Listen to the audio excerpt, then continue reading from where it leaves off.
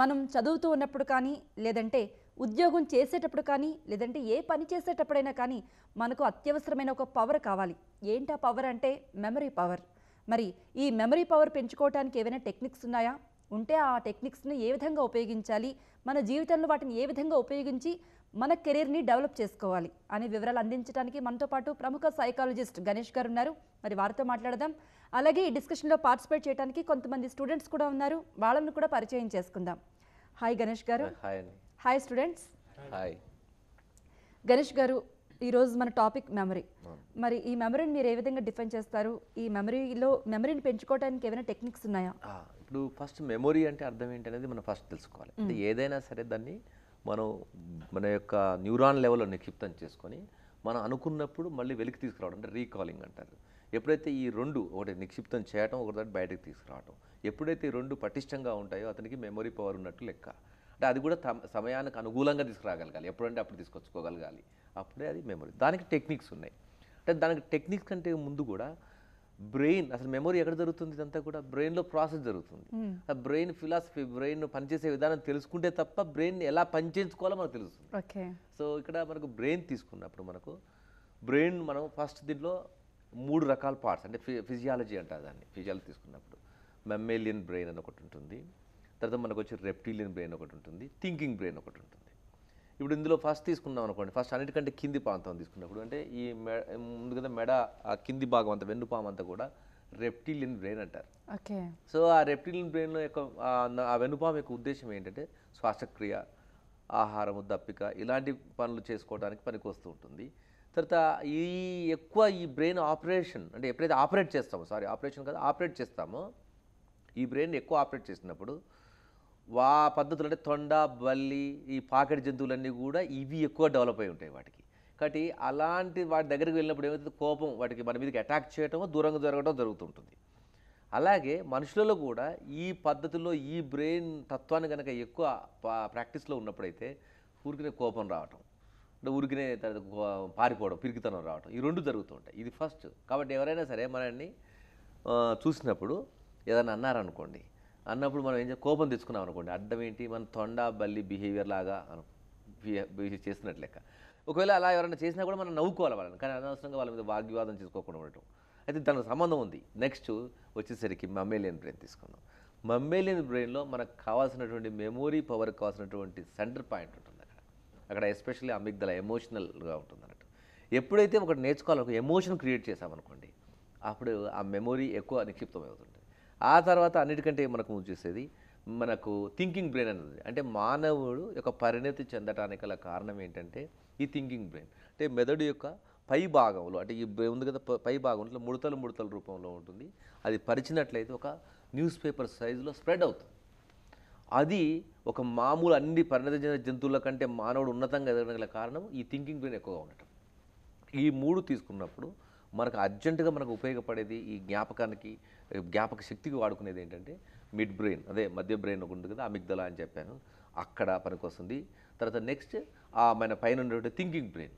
ఈ రెండింటిని ఏం చేయాలి, ఎలా చేయాలనే దాన్ని బట్టే మన యొక్క జ్ఞాపక శక్తి తరగడం అనేది జరుగుతుంది, వాడుకునే దాన్ని బట్టి. ఓకే గణేష్ గారు, మీరు చెప్పారు మెమరీకి 3 అంటే బ్రెయిన్లో 3 పార్ట్స్ ఉన్నాయి అని చెప్పేసి. వీటిలో అంటే ఈ 3 పార్ట్స్లో ఏది ఎక్కువగా మెమరీని ఫోకస్ చేస్తుంది? అవును, ఇందులో ఉన్నటువంటి మిడ్ బ్రెయిన్ అనుకున్నాం కదండి, ఆ బ్రెయిన్ మనం పర్ఫెక్ట్గా వాడుకోగలగాలి. జనరల్గా ఏంటంటే మధ్య బ్రెయిన్ ఉన్నటువంటి ఈ మమ్మేలియన్ బ్రెయిన్ అనుకున్నాం కదా, అందులో ఉన్నటువంటి అమిగ్దలో ఎమోషన్స్ తోటి బిల్డప్ అవుతుంది. జనరల్గా మనం ఏంటంటే పాజిటివ్ ఎమోషన్స్ ఉన్నప్పుడు ఏమవుతుందంటే పాజిటివ్ న్యూరో కెమికల్స్ రిలీజ్ అవుతాయి బ్రెయిన్లో. ఆ టైంలో చదువుకున్నది ఏదైనా సరే ఏమవుతుందంటే పర్మనెంట్గా గుర్తుండిపోవడానికి ఆస్కారం ఉంది. కానీ నెగిటివ్గా అంటే భయపడుతూ, ఇన్ఫీరియారిటీ తోటి, బయట డిస్టర్బెన్సెస్ కానీ స్ట్రెస్తో కానీ ఉన్నప్పుడు చదివినప్పుడు ఏమవుతుందంటే నెగిటివ్ న్యూరో కెమికల్స్ రిలీజ్ అవుతాయి. ఆటోమేటిక్గా ఏమవుతుందంటే చదివింది అప్పటికప్పటికి గుర్తుంటుంది, తర్వాత గుర్తుంది. టెంపరీ మెమరీ ఉంటుంది, పర్మనెంట్ మెమరీ ఉండదు. పాజిటివ్ న్యూరో కెమికల్స్ రిలీజ్ అవ్వడం అనేది మన చేతిలోనే ఉంటుందా? ఎస్. కేవలం ఏంటంటే మన యొక్క ఎమోషన్స్ను కనుక మనం పర్ఫెక్ట్గా వాడుకోగలిగితే మన జ్ఞాపశక్తిని కూడా పెంచుకోవచ్చు. అదే చదువుకునేటప్పుడు సహజంగా ఏం జరుగుతుంటుందంటే ఒకటేమో నటించటం. పిల్లలు ఏం చేస్తారంటే అమ్మా నాన్నల ప్రెషర్ ఎక్కువ ఉండదు, చదవాలి అని బలవంతంగా చేయటం. తర్వాత ఒకటి అటెన్షన్ ఉండదు. వాళ్ళు ఏం చేస్తారంటే ఎక్కడో టీవీ చూస్తూ దొంగచాటుగా చదువుతూ నటించడం జరుగుతుంటుంది. టీచర్ కొడతాడో తిడతాడో అనే భావనలు కూడా చదువుతుంటారు. అన్ని నెగిటివ్ అంతా ఇక్కడ. సో ఆటోమేటిక్గా కెమికల్స్ అన్ని కూడా నెగిటివ్ అవుతాయి.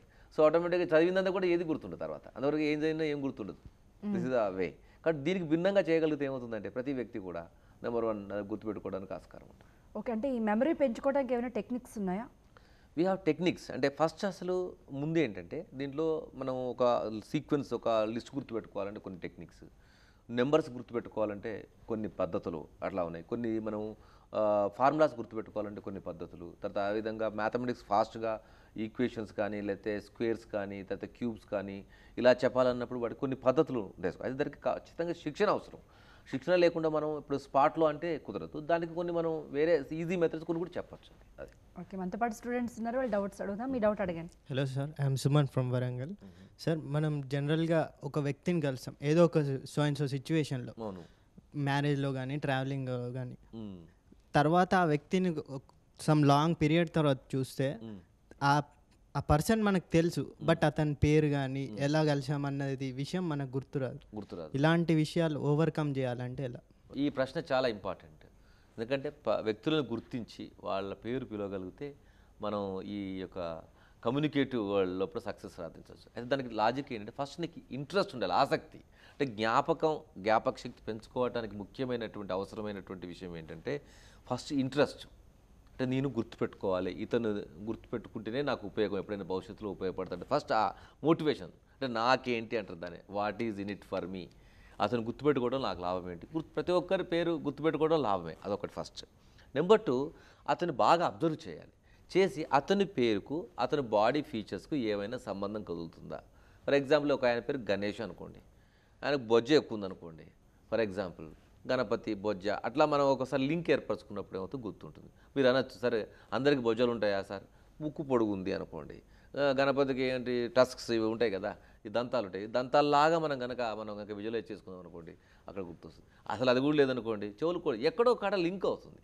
లేదు, గణపతికి సంబంధించినటువంటి అంశాల్లో అతనికి ఎక్కడ లింక్ అవుతుంది చూసుకున్నప్పుడు ఏమవుతుందంటే మనకు ఆటోమేటిక్గా బ్రెయిన్ మనకు క్రియేటివిటీ పెంచి ఆ అంశాన్ని ఇస్తుంది కానీ గుర్తుపెట్టుకోవచ్చు అండి. Thank you sir. Right. Okay Ganesh గారు, ఇప్పుడు చాలా మంది స్టూడెంట్స్లో చిన్న ప్రాబ్లం ఉంటుంది. అంటే వాళ్ళకి ఇయర్స్ ఉంటాయి కదా, అంటే 1952, 1965 ఇది కనిపెట్టబడింది, ఈ యుద్ధం జరిగింది, ఇయర్స్ ఉంటాయి. ఆ ఇయర్స్ గుర్తుపెట్టుకోవడంలో చాలా కన్ఫ్యూజ్ ఎదుర్కొంటూ ఉంటారు. కాంపిటేటివ్ ఎగ్జామ్స్ లో ఇటువంటి బిట్స్ అడుగుతూ ఉంటారు. మరి దానికి మీరు ఇచ్చేటువంటి సజెషన్ ఏ విధంగా గుర్తుపెట్టుకోవాలి వాటిని? దాన్ని మనం ఏం చేయాలంటే మనకు ఒక పెగ్ సిస్టంలో ఫనెటిక్ మెథడ్ అని ఒకటి ఉంటుంది. అంటే రకరకాలు ఉన్నాయి దీంట్లో, పెగ్ సిస్టమ్ అని, తర్వాత ఫనెటిక్ మెథడ్ అని. అంటే ఫర్ ఎగ్జాంపుల్ మనకు ఎప్పుడైనా ఒక నెంబర్ గుర్తుండదండి. అసలుకి నెంబర్ ఎప్పుడు గుర్తుంది, ఎందుకంటే నెంబర్కు షేప్ ఉండదు. అంటే ఏదో మామూలుగా ఇలా ఉంటుంది, దానికంటే ఒక ఆకారం ఉండదు, దానికి మీనింగ్ కూడా ఉండదు. అంటే మనం ఒక విషయాన్ని గుర్తుపెట్టుకోవాలంటే దానికి ఖచ్చితంగా ఒక ఆకారం అయి ఉండాలి, దానికి ఒక మీనింగ్ అయి ఉండాలి. ఎప్పుడైతే ఈ రెండు ఉంటాయో వాటికి పర్ఫెక్ట్ గుర్తుండాలి. అది ఉదాహరణకు 1994 అన్నాం అనుకోండి, దానికి మీనింగ్ ఏంటి లేదు. అలాంటప్పుడు ఏం చేయాలంటే 0 to 9 ఉన్నటువంటి మేజర్ నెంబర్స్ ఇవే కదా, వీటి బేస్ చేసుకొని అన్లిమిటెడ్ నెంబర్స్ మనం డిజిట్స్ తయారు చేసుకోవచ్చు. ఈ 0 to 9 వాటికి మనం ఏంటంటే ఒక vowel and consonant sound system ఉంది. కాన్సోనెంట్ సౌండ్స్ యాడ్ చేసుకుని ఒక ప్రాక్టీస్ చేసుకున్న తర్వాత ఈ 1994 ఏం చేస్తామంటే అందులోకి ఒక అక్షరాల రూపంలో కన్వర్ట్ చేసినప్పుడు ఒక వర్డ్ లాగా వస్తుంది.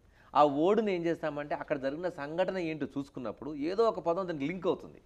అయినప్పుడు ఏమవుతుందంటే ఒక పదంలాగా గుర్తుంటుంది. ఆ పదాన్ని మళ్ళీ డీకోడ్ చేసుకున్నప్పుడు ఏమవుతుందంటే ఆటోమేటిక్గా మనకు ఆ వాల్యూలో కన్వర్ట్ అవుతుంది, మనం చెప్పటం ఉంది. గణేష్ గారు, బయాలజికల్ స్టూడెంట్స్ని కనుక చూసినట్లయితే వాళ్ళది మ్యాక్సిమం అంతా కూడా డయాగ్రామ్స్ మీద డిపెండ్ అయి ఉంటుంది. అంటే డయాగ్రామ్ని బట్టి వాళ్ళ క్వశ్చన్కి ఆన్సర్ రాయొచ్చు, ప్రతిదీ రాయొచ్చు. ఆ డయాగ్రామ్ని ఏ విధంగా గుర్తుపెట్టుకోవాలి? ఇప్పుడు దానికి ఏంటంటే ఫిగరల్ మెమొరీ అంటారండి దాన్ని. అంటే మనం ఫస్ట్ ఒకటి ఏంటంటే విజువలైజేషన్ ప్రక్రియ, అంటే ఆ బొమ్మ చూసి దాన్ని విజువలైజ్ చేసుకోవటం. అందులో ఉన్న పార్ట్స్ పేర్లు ఉంటాయి. ఆ పార్ట్స్కు ఉన్నటువంటి పేర్లను మనం ఏం చేయాలంటే ఆల్రెడీ ఆ లెసన్లో ఒక పారాగ్రాఫ్ ఉంటుంది. ఈ పారాగ్రాఫ్ను చదువుతాం కంటే కూడా విజువలైజేషన్ చేసుకుంటూ బొమ్మ వేసుకోవటం ద్వారా ఏమవుతుందంటే ఎక్కువ గుర్తుంటుంది. అయితే దీనికంటే మనకు విజువలైజేషన్ ప్రక్రియ ఎవరికి ఉండదు. మన సిస్టంలో, ఎడ్యుకేషన్ సిస్టంలో కూడా ఏంటంటే లెఫ్ట్ బ్రెయిన్ డామినెంట్ సిస్టమ్, అంటే left part of the brain అన్నట్టు హెమిస్ఫియర్ ఉంటుంది అది. అలాగే మనకు అదే మీకు యూనివర్సల్ మెథడ్లో తీసుకున్నప్పుడు ఏమవుతుందంటే లెఫ్ట్ అండ్ రైట్ ఈ బోత్ బ్రెయిన్, అంటే దట్ ఈస్ కాల్డ్ హెమిస్ఫియర్స్ అంటారు, వాటిని ఇన్వాల్వ్ చేయగలిగితే ఏమవుతుందంటే ఇన్వాల్వ్మెంట్ చేసినప్పుడు కంప్లీట్ బ్రెయిన్ పవర్ అప్లికేషన్ జరుగుతుందండి. ఓకే, అయితే రైట్ బ్రెయిన్ కెపాసిటీ కూడా పెంచుకోవడానికి ఏదైనా టెక్నిక్స్ ఉన్నాయా? రైట్ బ్రెయిన్ కెపాసిటీ పెంచుకోవాలంటే ఒకటి ఫస్ట్ ఇప్పుడు విద్యార్థులందరూ కూడా ఏం చేయాలంటే వాళ్ళు అన్ని రకాల రంగులతో రాయగలగాలి ఫస్ట్ నెంబర్ 1. తర్వాత దాన్ని విజువలైజేషన్ చేయాలి. కళ్ళు మూసుకొని చదవటం అనే దానికంటే కూడా విజువలైజేషన్ చేయాలి. నాకు చాలామంది కాంప్లైంట్, మీ మెమొరీ ట్రైనింగ్స్ అన్నీ తిరిగి వస్తుంటాను. నాకు ఒక అమ్మాయి అడిగింది, మీరు నా దగ్గర ట్రైనింగ్ తీసుకున్న తర్వాత మళ్ళీ కాల్ చేస్తుంది. ఆమె ఏమంటుందంటే, నేను కళ్ళు మూసుకొని లెసన్ విజువలైజ్ చేసుకుంటే టీచర్లు కోపడుతున్నారు, నువ్వు పెద్దగా చదవట్లేదు, నువ్వు కళ్ళు మూసుకొని నిద్రపోతున్నావు ఏంటి అని అడుగుతున్నారు. అయితే వెంటనే అమ్మాయి వచ్చి నన్ను అడిగింది, ఎట్లా అంటే, కాదమ్మా నువ్వు మీ టీచర్తో చెప్పు, నేను కళ్ళు మూసుకున్నాను కదా, మీ తర్వాత ప్రశ్న అడగండి నేను చెప్తానని చెప్పి, అప్పుడు వాళ్ళకి అర్థమవుతుంది దాని యొక్క పవర్ ఏంటని చెప్పేసి. మళ్ళీ వెంటనే వెళ్ళి వాళ్ళతో చెప్పిన తర్వాత వాళ్ళకి అప్పుడు అర్థమైంది, అంటే ఓహో చదవకుండానే విజువలైజేషన్ చేసుకోవడం ద్వారా ఇంత మెమరీ పవర్ ఉంటుంది అనేది. సో అక్కడ విజువలైజేషన్ ప్రక్రియ చాలా ఇంపార్టెంట్. ఆ తర్వాత మనకేంటంటే దీంట్లో left brain right brain orientation రెండు డెవలప్ చేసుకోవాలి. ఇప్పుడు మనకు రైట్ బ్రెయిన్ ఒకటి పెంచినా ఉపయోగం లేదు, రెండింటిని వాడుకోవాలన్నప్పుడు మనకి ఏంటంటే స్ట్రూప్ టెస్ట్ అని ఒకటి ఉంటుంది. ఇప్పుడు మీకు ఇక్కడ రకరకాల రంగు రూపంలో కనిపిస్తాయి, అక్షరాలు కనిపిస్తున్నాయి, అంటే పదాలు అక్షరాలు రకరకాల రంగుల్లో ఉన్నాయి. ఇక్కడ ఎప్పుడైనా చూడండి, రంగు అనేది రైట్ బ్రెయిన్ యాటిట్యూడ్ అవుతే రంగును గుర్తిస్తే, పదాన్ని గుర్తుపట్టేది ఏంటంటే లెఫ్ట్ బ్రెయిన్. ఉదాహరణకి ఇక్కడ తీసుకున్నప్పుడు రెడ్ ఉందనుకోండి, రెడ్ కలర్లో ఉంది, ఇక్కడ అబ్జర్వ్ చేయండి. అలాగే వైట్ కలర్ ఉంది, పదం అలాగే ఉంది, అలాగే ఉంది. కానీ సెకండ్ లైన్లో తీసుకున్నప్పుడు ఏముందంటే గ్రీన్ కలర్ ఉంది, రెడ్గా ఉంది. కానీ కిందికి రండి, మూడో లైన్లో చూస్తే వైట్ ఎలా ఉంది, వైట్ అనేది రెడ్ కలర్లో ఉంది, కానీ వైట్ కలర్లో లేదు. అయితే మనం ఏం చేస్తామంటే చూడగానే ఏదో ఒకటి తప్పు పలికేస్తాం. జనరల్గా ఏంటంటే లెఫ్ట్ బ్రెయిన్ డామినెంట్ ఉంటున్న వాళ్ళు ఏం చేస్తారు, పదాలను పలికేస్తారు. మనం ఇక్కడ గుర్తుపెట్టుకోవాల్సింది, చదవాల్సింది, ప్రాక్టీస్ చేసే విధానం ఏంటంటే కలర్ పలకాలి. అక్కడ ఏముంది వైట్ అని రాస్తుంది, కానీ మనం ఏమనాలి, రెడ్ అనాలి. అక్కడ రెడ్ అనలేరు. ఎందుకు అనలేరు అంటే ఎప్పుడు కానీ లెఫ్ట్ బ్రెయినే బాగా వాడటం వల్ల లెఫ్ట్ బ్రెయినే ముందుకు పరిగెత్తుకుంటూ వచ్చేసి ఆ పదాన్ని చదివేస్తుంది. ఏమంటుంది, అక్కడ ఉన్నదాన్ని వైట్ అని చదువుతుంది, కానీ అక్కడ ఉంది ఏ కలర్లో ఉందండి, రెడ్ కలర్లో ఉంది. That is the logic. అలా ఇది కనుక ఇప్పుడు ఈ చూపించిన విధానాన్ని మనం వీటి ప్రాక్టీస్ చేసి ఇట్లా ఈ నెంబర్స్, ఈ వర్డ్స్ను, కలర్స్ను కనుక ప్రాక్టీస్ చేసుకున్నప్పుడు రెండు కూడా సమతుల్యంలో ఈక్వల్గా డెవలప్ అవుతుంటాయి. ఇప్పుడు అందరూ సహజంగా అంటూ ఉంటారు 0.5% మాత్రమే మనం బ్రెయిన్ యూజ్ చేస్తాము, అది నిజమంటారా?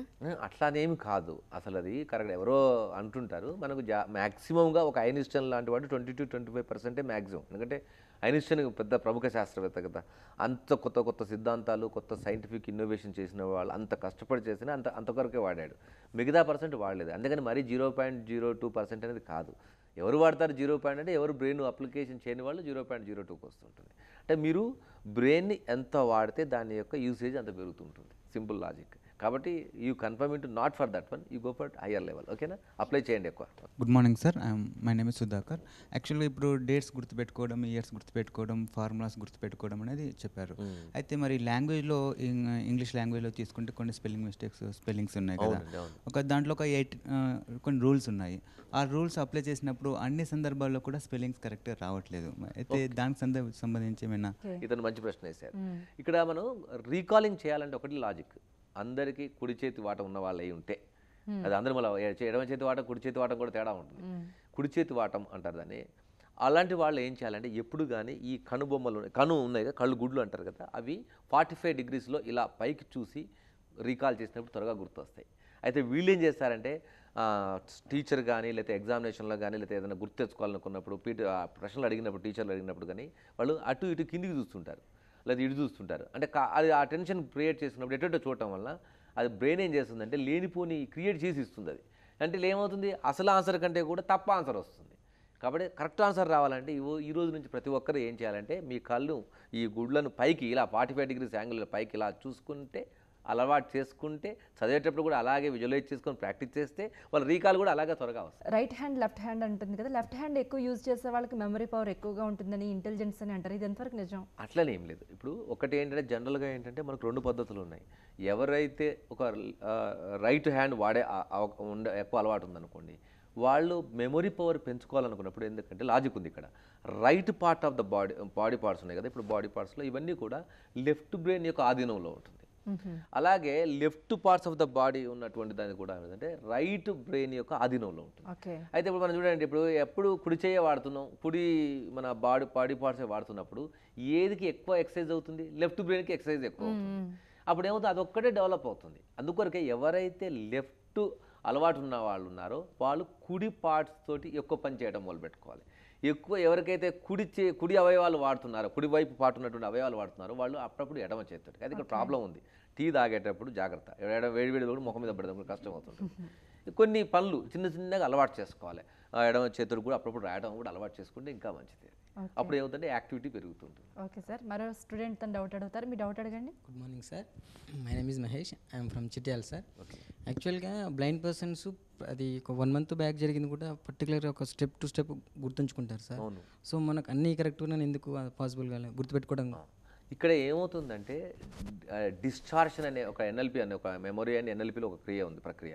డిశ్చార్షన్ జరుగుతుంది, డిలీషన్ అండ్ డిశ్చార్షన్ అంటారు. అంటే 5 మనకు ఉన్నటువంటి జ్ఞానేంద్రియాల ద్వారా వచ్చే ఇన్ఫర్మేషన్ ఏమవుతుందంటే పూర్తిగా ఒకేసారి వెళ్ళి జామ్ కావటం, తర్వాత అన్ని అవయవాలను పర్ఫెక్ట్గా వాడుకోకుండా ఇష్టం వచ్చిన ఒకదాన్ని సెలెక్టివ్ చేసుకోవడం వల్ల మనం గుర్తుపెట్టుకోలేం. ఇప్పుడు అదే బ్లైండ్ ఉన్నారనుకోండి, దాదాపు ఏముంటుంది, అది పోయింది. ఒకటి దృష్టి, ఎక్కువ వరకు దృష్టి ద్వారానే ఎక్కువ డిస్టర్బ్ జరుగుతుంటుంది. ఇటు చూస్తుంటేనే అక్కడ ఇంకేదో గుర్తొస్తుంటుంది, అదేదో కనిపిస్తుంటుంది. పూర్తిగా కళ్ళు మూసుకున్నప్పుడు ఏమవుతుందంటే ఖచ్చితంగా అప్పుడు అతని వినికిడి, ఈ అవయవాలు ఉన్నాయి కదా మన గ్రహణశక్తి కలిగినటువంటి చెవులు చాలా యాక్టివ్ అవుతాయి. ఆ పవర్ అంతా కూడా దీనికి ట్రాన్స్ఫర్ అవుతుంది. అతను విన్నదాన్ని ఏం చేస్తాడు, వెంటనే మైండ్లోకి వెళ్ళిపోతుంటుంది. ఎప్పుడు అడిగినా కూడా చెప్పగలుగుతాడు. Good morning sir. Good morning. My name is Muthugoud sir. నా క్వశ్చన్, ఇంగ్లీష్ ఇప్పుడు కోచింగ్ నేర్చుకుంటున్నాను సార్. ఇప్పుడు తర్వాత మళ్ళీ యూజ్ చేయకుంటే వస్తుందా లేకుంటే రాదా అని. ఓకే, ప్రాక్టీస్ చేయకపోతే మర్చిపోతామా, లేకపోతే ప్రాక్టీస్ చేయకపోయినా గుర్తుంటుందా అనేది తన డౌట్. అంటే ఫస్ట్ మీరు ఒకటి 2 ఉన్నాయండి ఇక్కడ. ఇప్పుడు ఫస్ట్ నువ్వు చెప్పే దాంట్లో ఒక విషయం ఏంటంటే, ఇప్పుడు నువ్వు ఫస్ట్ నేర్చుకునేటప్పుడు ఖచ్చితంగా నీవు 5 జ్ఞానేంద్రియాలు ఉపయోగించుకొని నీకు బ్రెయిన్లో నిక్షిప్తం చేసావా లేదనేది the intensity of the receiving అంటారు దాన్ని. అది ఉందా లేదా చెక్ చేసుకో ఫస్ట్, అది ఇంపార్టెంట్. తర్వాత ఏదైనా సరే ఒకసారి నేర్చుకున్న తర్వాత 24 hours ఒకసారి రిపీట్ కావాలి. ఆ తర్వాత నెక్స్ట్ వారంలో ఒకసారి రిపీట్ జరగాలి. ఆ తర్వాత నెక్స్ట్ ఒక నెలకు ఒకసారి రిపీట్ జరగాలి. తర్వాత 3 నెలలకు ఒకసారి రిపీట్ జరగాలి. ఆ తర్వాత 6 నెలలకు ఒకసారి, సంవత్సరానికి ఒకసారి జరగాలి. అయితే మన వాళ్ళు ఏం చేస్తుంటారంటే విద్యార్థులందరూ కూడా ఇప్పుడు ఒకసారి చదవగానే ఏంటంటే నాకు గుర్తుండిపోవాలి, అది ఓకే పాసిబులే. కానీ ముందు అసలు మినిమం నీ యొక్క జ్ఞానేంద్రియాలను సరిగా ఉపయోగించుకోకుండా మినిమం ప్రాక్టీస్ చేయకుండా మొత్తం రావాలనుకోవడం పొరపాటు. మినిమం రిపిటేషన్ అనేది కంపల్సరీ, సాధన ద్వారానే ఎక్కువ అవుతుంది. అయితే దీనిలో ఏంటంటే న్యూరల్ కనెక్షన్స్ ఒకటి ఉంటాయి. అది మీరు ఒకసారి చదవగానే అవుతుందంటే చిన్న వీక్ కనెక్షన్ ఏర్పడుతుంది. మళ్ళీ మీరు చదవలేదు, ఆ కనెక్షన్ డిస్కనెక్ట్ అవుతుంది. డిస్కనెక్ట్ అయిపోయింది కదా అంటే గుర్తుండదు. కాబట్టి పదే చదవటం వల్ల ఏమవుతుందంటే, రిపీట్ చేయడం వల్ల ఎలక్ట్రికల్ పల్సెస్ అంటే బ్రెయిన్లో కరెంటే ఉంటుంది. అది ఆ పవర్ ఏమవుతుందంటే ఎప్పటికీ అందులో ప్రవేశించడం వల్ల కొత్త ఒక బ్రాంచ్ పుడుతుంది. ఆ బ్రాంచ్ ఇంకో దానికి లింక్ అవుతుంది. ఈ బ్రాంచ్ ఎప్పుడైతే పర్మనెంట్ అవుతుందో అప్పుడు అది నీకు పర్మనెంట్ మెమరీలోకి వెళ్తుంది. అప్పటిదాకా అది టెంపరీ కనెక్షన్ అవుతుంది, డిస్కనెక్ట్ అవుతుంటుంది. అది కాబట్టి ప్రాక్టీస్ చేస్తూనే ఉండాలి. గణేష్ గారు, చివరిగా ఒక ప్రశ్న, మెమరీ పెంచుకోవాలి అనుకునే వాళ్ళకు మీరు ఇచ్చే సజెషన్ ఏంటి? ఓకే, ఇప్పుడు ఇది ఈ టైంలో, ఈ సమ్మర్ కాలంలో చాలా టైం ఉంటుంది కాబట్టి ప్రతి ఒక్కరు కూడా ఫస్ట్ క్రియేటివిటీ అంటే బొమ్మలు వేయటం, తర్వాత రంగులు వాడుకోవటం, తర్వాత అదేవిధంగా ఇలాంటి శిక్షణ కార్యక్రమాలు చేయటం, అన్నిటికంటే ముఖ్యంగా ఏంటంటే ఆసక్తి ఉండటం. నేను పెంచుకోవాలి, నేను ప్రతిదీ కూడా గుర్తుపెట్టుకోవాలి, నేను ప్రతిదీ కూడా నాకు ఎగ్జామినేషన్లో ఉపయోగపడే విధంగా నేను ప్రిపేర్ చేసుకోవాలి. అలాగే ఇప్పుడు చెప్పిన టెక్నిక్స్ ఉన్నాయి కొన్ని, అంటే స్పెల్లింగ్ టెక్నిక్, స్ట్రూప్ టెస్ట్, ఇవన్నీ కూడా వాళ్ళు ఉపయోగించుకొని, అలాగే ఏదైనా మంచి శిక్షణా సంస్థలు లేదా ఏదైనా సైకాలజీ దగ్గర కనుక వెళ్ళగలిగితే వీళ్ళు ఏమవుతారంటే చక్కటి జ్ఞాపశక్తిని పెంచుకొని జీవితంలో వాటిని అప్లై చేసి సక్సెస్ సాధించగలుగుతారు. ఓకే, థ్యాంక్ యూ గణేష్ గారు. అండ్ స్టూడెంట్స్, మీకు కూడా ధన్యవాదాలు ఈ చర్చలో పాల్గొన్నందుకు. విన్నారు కదా మెమరీ పవర్ పెంచుకోవడానికి ఏం చేయాలి అని. గణేష్ గారు చెప్పినటువంటి టెస్ట్లు కనుక మనం ఫాలో అయినట్లయితే మన మెమరీ పవర్ పెంచుకోవచ్చు, తద్వారా లైఫ్లో సక్సెస్ కావచ్చు. ఇది ఇవాల్టి కపిల్ చిట్స్ జై హో సక్సెస్ మంత్ర. నమస్తే.